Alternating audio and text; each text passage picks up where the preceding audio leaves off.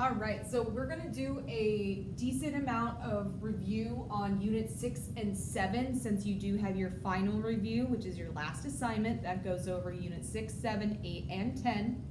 You have done 8 and 10 in this lovely online learning, but we did do 6 and 7 before you left. So I will do a quick review, that way you can remember what in the world is going on. So our first lovely review deals with the properties of exponents. So we need to remember all of our properties of exponents. So our 0x rule is if anything to the 0 is in the exponent, it has to equal 1. And our negative rule says anything with the negative just says you put it on the bottom with the exponent number you had. Product rule says that if you take anything with the same base with exponents, it's the same thing as adding them. Our quotient rule is the same except through division, and when you divide with the same base, it says you need to subtract them, the number specifically. Power to a power rule says if you take anything to another power, you are multiplying the numbers. Now remembering these lovely rules, here is a lovely example. So let's go through. We have a number on the denominator with another number. Make them separate. So you take 5 times 4, which is 20. We have x to the 0. So x to the 0 says, I am 1. There is another x over here, so nothing happens. We have a y times a y to the negative 2. So this is still a 1. So we say 1 minus 2 is going to give us a y minus 1. I'm not going to do this one quite yet because we did not touch the denominator. So I didn't touch the denominator, just wrote it. So now we're going to look at it again. We have numbers, so we say 20 divided by 2, so it's going to equal 10. We have x divided by x to a negative 3. So that says 1 minus a negative 3. So it becomes a positive 4, so we get x to the 4. And then we have a y to the negative 1 divided by y to the 2, which says minus 1 minus 2. So that's a negative 3. But we don't like negative 3, so that means it gets transferred to the bottom. Remembering our exponent rules. Okay.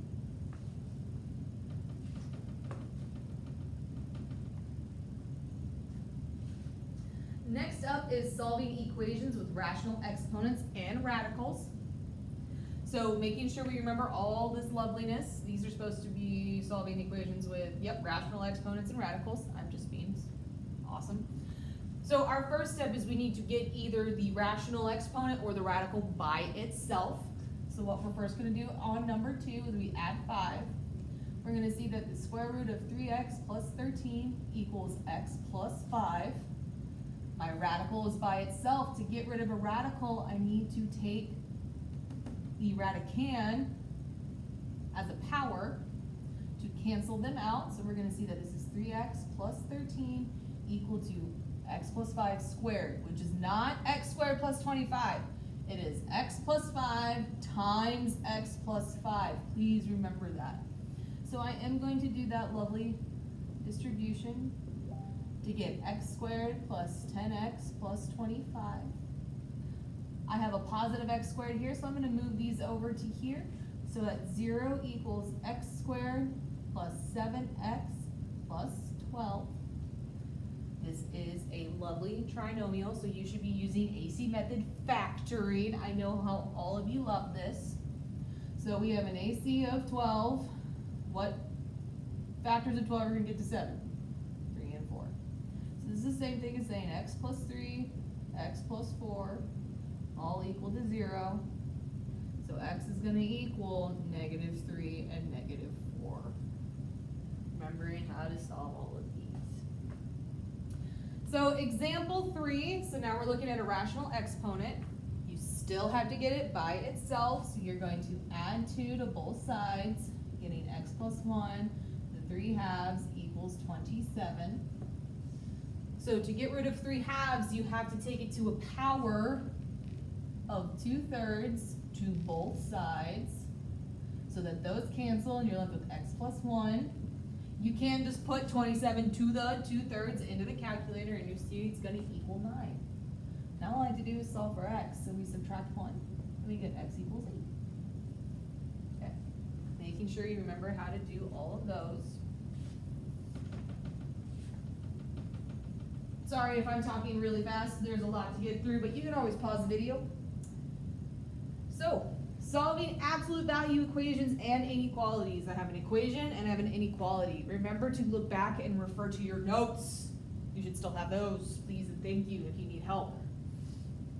So, first off, absolute value of equations and inequalities. Always get the absolute value by itself. Always. You can't do anything until it's by itself. So for number 4, we are going to divide by 3 to both sides. We're going to be left with the absolute value of 2x plus 9 equal to 9.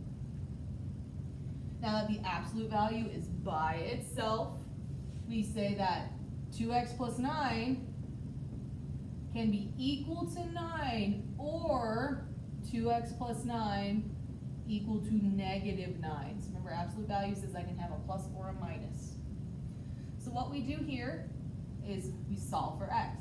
We're going to subtract 9 from both sides, divide by 2, you're going to get x equals 0, subtract 9 by both sides, divide by 2, x equals negative 9. So you have 2 answers that work for absolute values. There are 2 answers, remember that.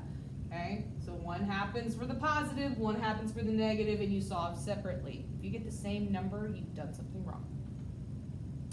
So now inequalities works the same way. Get the absolute value by itself first. So we're going to subtract 3. We're going to see that 2x minus 4 absolute value is going to be less than 10. Now that we have done that, we can set up our 2 possibilities. We say that 2x minus 4 less than 10, so it's just rewriting it. Or, well actually no, don't worry about the or. Just rewrite the second one. 2x minus 4, nothing changes. You now switch your sign and your sign of your number. Okay, remembering that. Now you just solve the inequalities. So first you're going to add 4 to both sides. Get 2x of 14, divide by 2, and you're going to get 7. Add 4 to both sides. Divide by 2, you're going to get negative 3. So you have solved these. But now you need to put them in parentheses or brackets. Remember, if it doesn't have a bar, it's parentheses. If it has a bar, it's the brackets. Now we need to determine, are they together or they are far apart? So looking at this, this says x is less than 7. Okay, so we can't go farther than 7. But this says x is greater than negative 3. Well, we can go greater than negative 3. So what this says is, since it says x is less than 7 and x is greater than negative 3, they have to be together. Okay, so our answer here is negative 3 to 7. Okay. Remembering all that loveliness? I know how so many of you remembered inequalities.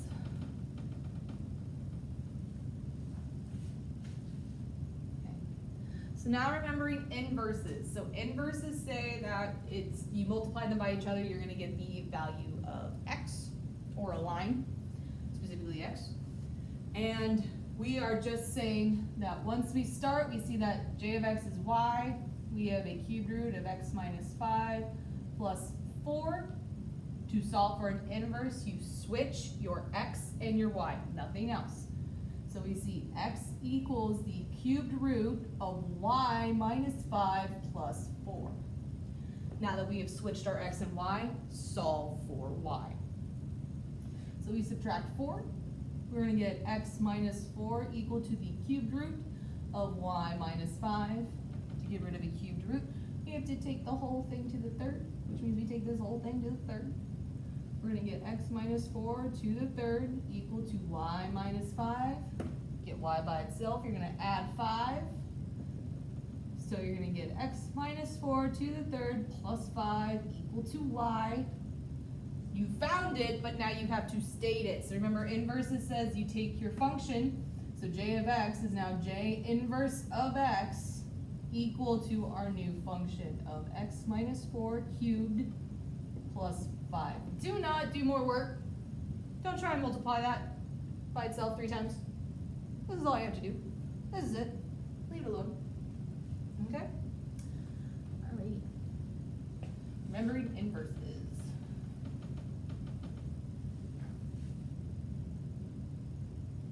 So now we're going to remember transformations. So transformations is when we have those lovely equations such as x squared, absolute value of x, and square root of x.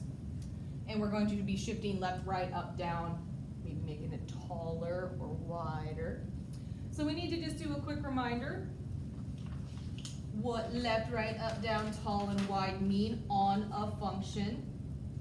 So remembering left is inside the parentheses with your x plus some unknown number.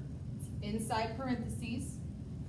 Right is the same thing except it's subtraction, because remember they're opposites.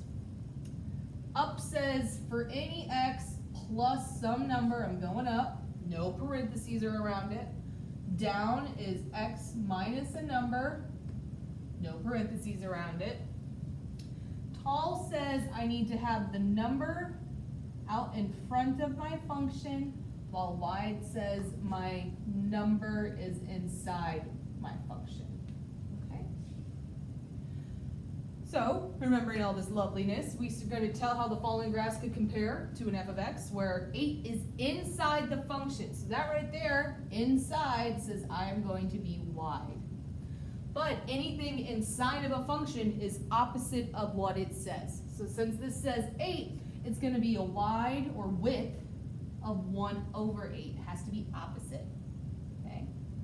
So inside functions are opposite of what you think. Plus is left, minus is right, number is a fraction, and a fraction is a number. Okay? Also consider if I had given it to you with 8 in front. 8 in front just says I'm now becoming tall, but it's outside the function. So you just leave it alone. So you're becoming tall by 8. Just remembering all of that jazz. So this next example says we're going to write the equation for the following transformation for y equals f of x. We need to reflect over the x-axis. So remember, what that says is we are reflecting, which is a negative, this function of some x, shifting it right 2, so opposite of right is a minus 2, and down 4. So we do exactly what we say outside of the parentheses. Remember your transformations. Okay.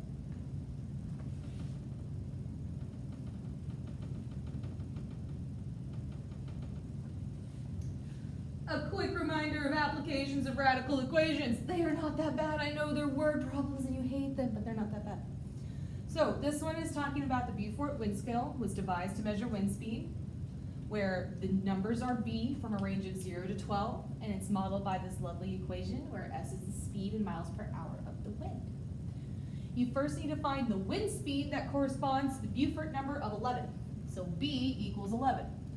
Looking at this lovely equation, you're going to plug 11 in for b. So you say 11 equals 1.69 square root of s plus 4.45 minus 3.49. Solve for s.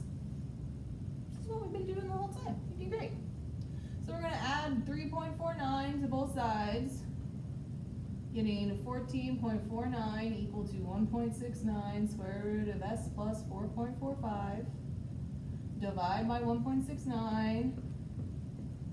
You're going to get that that is close to 8.57 equal to the square root of s plus 4.45. Getting rid of that radical, we're going to square it.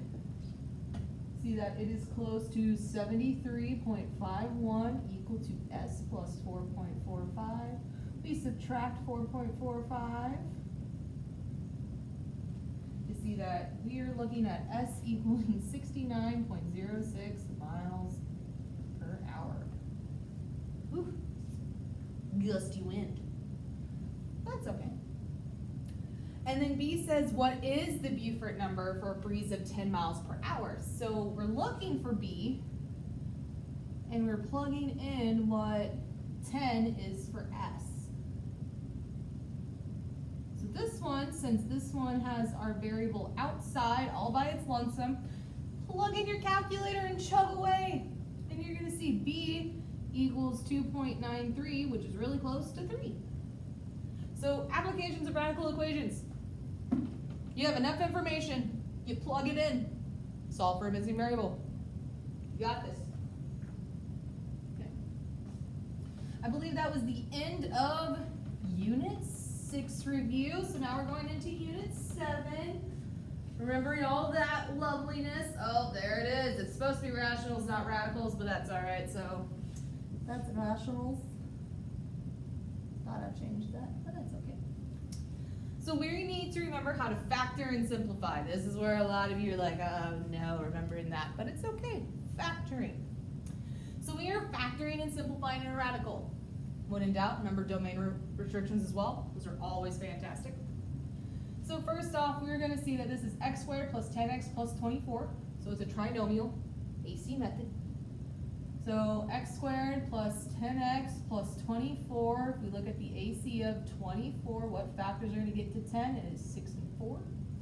Since this is a 1, I can just throw it right into its two binomials. Yeah, binomials. Yeah. English. Because 6 and 4, and that was a 1. So we already know that this is x plus 6, x plus 4 on our top, our numerator. Okay? But now we need to look at our denominators. This is an x squared plus 20x minus an x cubed. So right there, it's not even in order. Pay attention to that. And we have a minus of our high number. And they all have an x.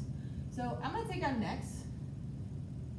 I'm going to go to my highest. So when I take out a negative x, it's going to become x squared. My next highest is an x squared, so this will become a minus x, and a plus 20x, so a minus 20.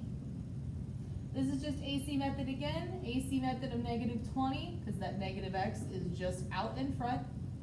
What's going to get me to negative 1? I believe negative 5 and 4. Because this is a 1, I can just put it out as an x minus 5 and x plus 4. X minus 5 and x plus 4. So I have factored everything. Let's look at domain restrictions. Remembering that loveliness. Domain restriction says any x in the denominator can't be, so 0, 5, and negative 4. Then I need to simplify. Well, x plus 4, x plus 4. So our final answer is x plus 6 all over negative x, x minus 5. All that lovely jazz.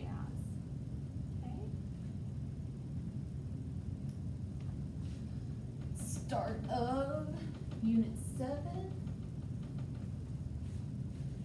So we're going to add and subtract rationals now. So I did a subtraction one. I hope you all can remember how to do addition, since it kind of is in this one. So in subtraction, first off, we make an addition. Make it a plus sign.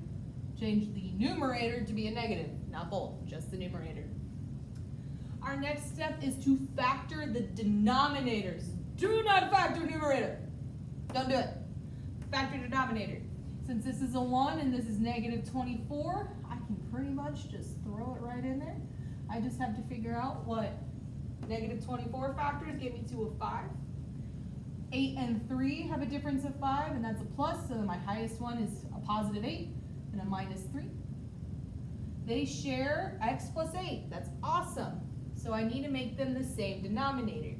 To do that, I need to multiply by x minus 3 to this one, okay? So this says then I have 3x squared minus 7x minus 6 plus a negative x times x minus 3, okay? I just went through my numerator.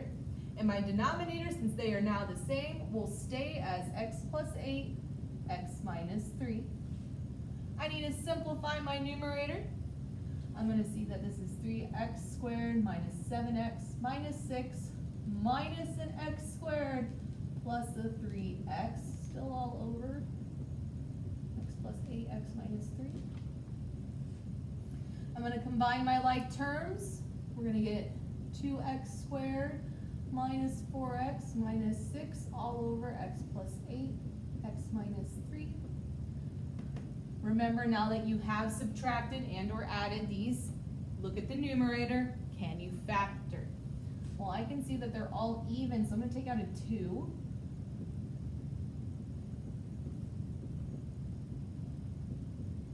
And then I'm going to notice, can I AC method that? You can.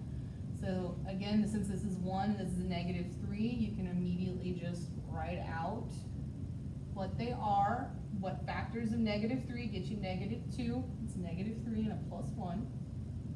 You still are all over this loveliness.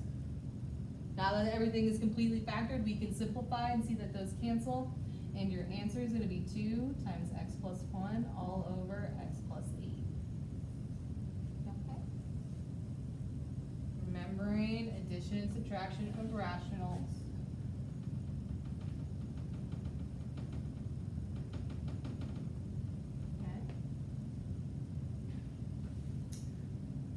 Now we're going into multiplication and division of rationals, remembering all of this stuff. So multiplication, I hope you have down. Division, we have to flip and then you multiply. So that's why we did division, so you can see everything on this. So for this loveliness, since this is a large division sign, we need to take our denominator and flip it to multiply. So what this is going to look like is a 3x squared plus 4x plus 1 all over 3x squared minus 5x minus 2 multiplied by the flipped version, which is negative 5x squared plus 25x minus 30 all over x squared minus 2x minus 3. So now this is just a multiplication problem. So remembering, factoring. AC method all the way. So these two have a of 3, meaning we cannot do our jump. So we're going to look at 3x squared plus 4x plus 1, and we're going to do our lovely AC method. So we take 3 times 1, so 3. What factors of 3 are going to get to 4? 3 and 1. Now that we've figured that out, what we do is we leave our a value alone, but we're going to break up our 4x to be 3x and a 1x. Our c is left alone. We group them, do GCF. We see that we have a 3x we can take out. We can't take anything out, so you are taking out a 1. So this, for our numerator, is going to be 3x plus 1 times x plus 1. Okay. We're going to do it again, but for 3x squared minus 5x minus 2.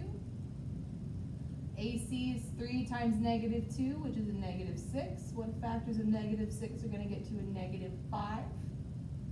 So this one's going to be negative 6 and 1. So I rewrite with my new b factors. That is the next. We group. I can take out a 3x to see that this is x minus 2. Can't take anything else out there, so it's a 1. So remember, since those are the same, we write that out along with our leftovers. And we have factored the first rational. You can probably see you can start taking away stuff. I would just wait until you're done factoring completely. So we're now going to look at negative 5x squared plus 25x minus 30. I'm going to see I can take out a negative 5, which will result in x squared minus 5x plus 6. So that's nice. So I can immediately jump, since it's an AC of 6, what factors of a positive 6 are going to get a negative 5? It is negative 2 and negative 3. Many of you would probably have done 6 and 1 again, but it's a positive 6, not a minus 6. Fair? Now that we've seen that, this is going to be multiplied by x minus 2, x minus 3. Oh, I forgot my negative 5. Negative 5. We took it out. It doesn't go away. Our next one, x squared minus 2x minus 3. Just another one of those, I can just plop it in. Because it has an a value of 1. So what factors of negative 3 get you negative 2? Well, a negative 3 and a positive 1. Everything is factored now. So now you can just cross things out. So I have a 3x plus 1 up here, 3x plus 1 up here. There's an x plus 1 and x plus 1. X minus 2, x minus 2. X minus 3, x minus 3. So my answer was negative 5. All of that work for a number. But it was good work. It's good hard work. Okay, just remembering factoring, AC method, multiplication, division. I think we gave you 2 of everything, if I remember correctly. So now remembering graphing of rational equations. So that's all those vertical angles, horizontal, I said angles, vertical asymptotes, horizontal asymptotes, and holes. So your first step is, if it's not already factored, factor it. Numerator is going to be left alone, but denominator, I can see I can take out an x to be left with x squared plus x minus 6. I can then see that this is a trinomial, showing that I can factor it. Again, since this is a, I can immediately make that lovely jump. What factors of negative 6 are getting me a positive 1? Well, 3 and 2 are 1 away, but I need a positive, so I make my larger one positive. So that is the factored version, and I also need a simplified version. So the simplified version, because the x's will cancel, is 1 over x plus 3 times x minus 2. Remembering, since you canceled that x's, you set it equal to 0, solve for what x is. Ironically enough, it is 0, and you're going to have a hole. When you cancel something out, you have a hole.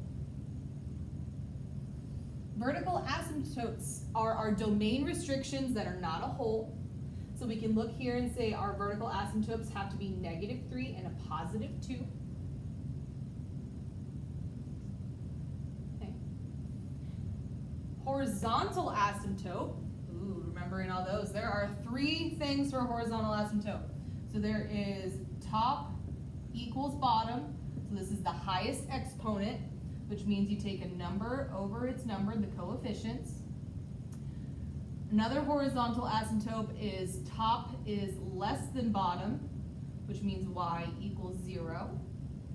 And the last one is top is greater than bottom, which means there are none. Okay? Remembering your 3 horizontal asymptotes. So we had to look back at our original problem to determine horizontal asymptote. I have 1x here, but 3 on the bottom. So 1 is less than 3. So that means I have a horizontal asymptote of y equals 0. Okay.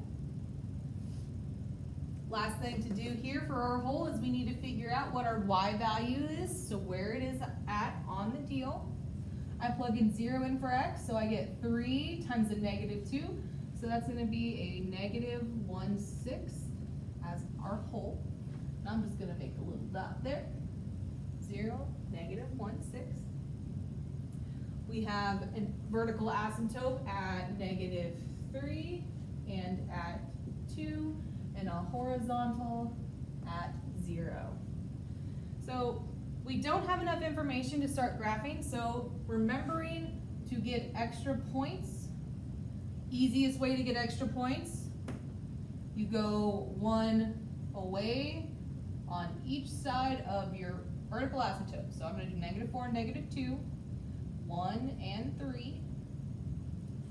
When you plug those in, you're going to get that it's 1/6, negative 1/4, negative 1/4, and 1/6. When in doubt, you can just plug it in your calculator and find those points for yourself. Here you go. So now knowing this, negative 1/6 is in the positive area. Negative 2, negative 1/4, so in the negative area. 1, negative 1/4 is in the negative area. And positive for 3. So that gives us enough information to say that I do have a graph in this quadrant, stays in this quadrant, and is in this quadrant. Remembering how to graph rational equations.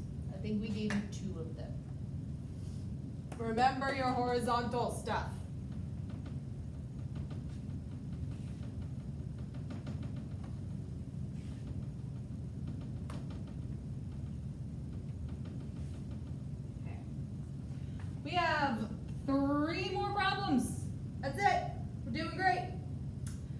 So solving rational equations. So again, these are now when you set rationals equal to another rational.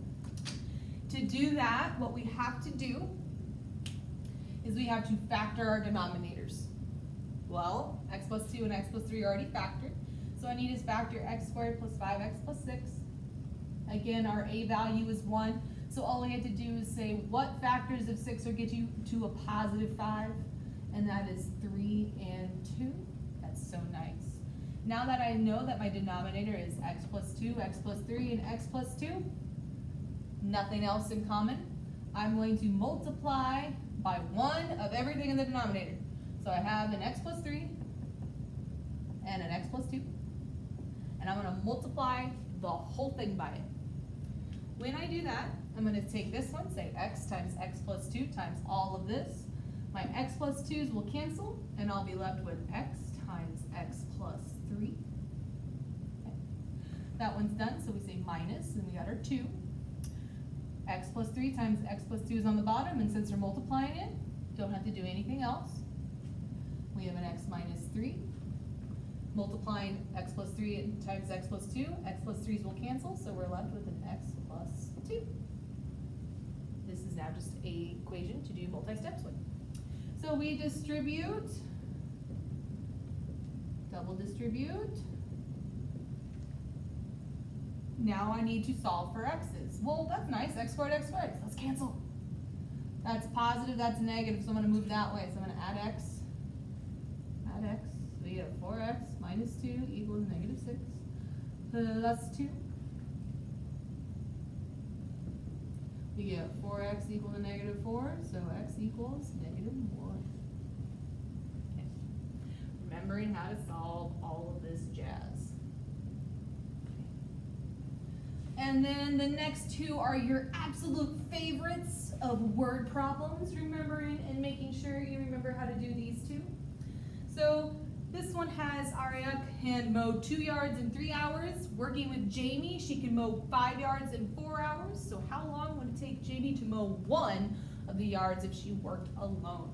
So this is the one, remember, where we have to remember job over time. That's how we make our rationals.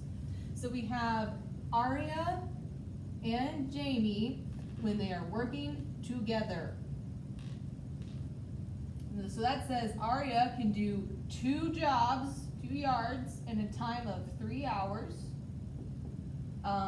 We don't know quite what Jamie is, but working with Jamie, so together, they can do 5 yards in 4 hours. And we're now going to look when Jamie to mow 1 yard for an unknown amount of time.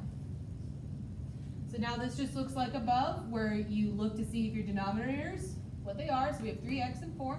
So I'm going to multiply by 3x and 4. So when I multiply 3 times 4x times 2/3, my 3's will cancel. I'll be left with 2 times 4x plus 3 times 4 times x times 1 over x. My x's cancel. So 1 times 3 times 4 equals to 5 over 4. When we multiply 3 times 4 times x's, the 4's cancel. So you're going to get 5 times 3x. Now just a multi-step equation, once again. So we have 8x plus 12 equal to 15x. Get my x's to one side. Get x by itself. We're going to see x equals 12/7, which is equivalent to, I think, 1.7. Yep, 1.7 hours. Remember, job over time. You have one of those on your review packet.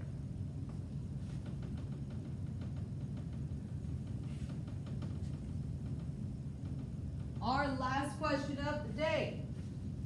Remembering how to do distance equals rate times time. So distance equaling rate times time. Okay, you do have one of these on your review. Making sure we remember all the jazz. Putting our DRT table together. It is not done for you on the review, so you'll have to do it yourself. So a plane flew 720 miles with a steady 30-mile-per-hour tailwind. The pilot returned to the starting point, flying against the wind, the same wind. If the round-trip flight took 10 hours, what was the plane's airspeed? So it took 720 miles for both distances. He was going faster with the wind, so you have to add 30, and then he has to go against the wind, so he's going to slow down by 30. And we don't know time. But the round trip, so the total, so you're adding these two together, is going to equal 10 hours. But we now have to figure out what time is. Well, since we know distance equals rate times time, we can solve for t. And t equals d over r. So distance divided by rate. So we can say 720 over x plus 30 and 720 over x minus 30. We now have our equation. We can now say 720 over x plus 30 plus 720 over x minus 30 is going to have to equal 10. So now we can solve using our rational equation stuff. They both have an x, they have an x plus 30 and x minus 30 in denominator. Technically this is a 1, so you don't have to worry about it. So we have to multiply by x plus 30 and x minus 30. So multiplying this, the x plus 30s will cancel, so you're going to be left with 720 x minus 30 plus 720 x plus 30 equal to 10 times both of those. This one is just a little bit more work. Distribute, you're going to get that this is 720x minus 21,600 plus 720x plus 21,600 equal to 10. So this is the same thing as x squared minus 900. So 10x squared minus 9,000. Your 21,600s cancel, but those add together, so you're at 1440x equal to 10x squared minus 9,000. I'm going to move that over, so we're going to see that 0 equals 10x squared minus 1440x minus 9,000. Oh, that's just getting really big, isn't it? But they all have a 0 at the end, so we can take out a 10. So we're going to take out a 10, we're going to see that it is x squared minus 144x minus 900. This is pretty. I know it doesn't look pretty, but it's pretty. If you struggle finding factors of 900 to get to 144, quadratic formula, you can use that. But just so you know, since this is an A, we only have to find the factors of 900 that are going to get to 144. Well, 150 and 6 are our two factors. I do need a negative number, so that means I take my negative for my highest. That means x has to equal 150 or negative 6. Well, we're dealing in real world situations, so our answer is 150 miles per hour. Okay. That is the end of Unit 6 and 7. To help you with your final review, please go and look back at reviews for 8 and 10 for the rest of that assignment. That is all you have to do for me for the rest of the year. Have a great, great summer, and I hope to see you next year.